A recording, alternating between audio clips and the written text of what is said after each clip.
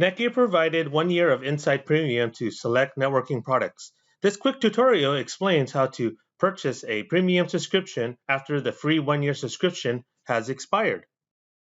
Once the user logs into their account, he or she will find out that their free subscription has expired and asked to add another free 1 year included device or purchase an annual or monthly premium subscription.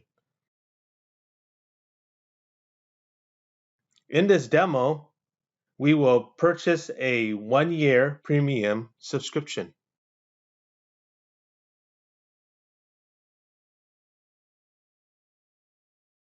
We will first select the number of device credit you plan to use with the subscription and click Save.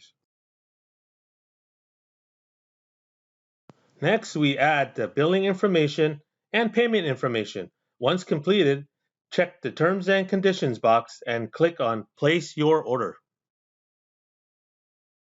Once the payment process is complete, it will show the number of devices credited.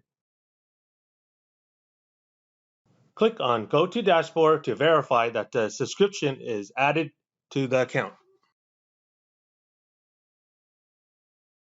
Thanks for watching.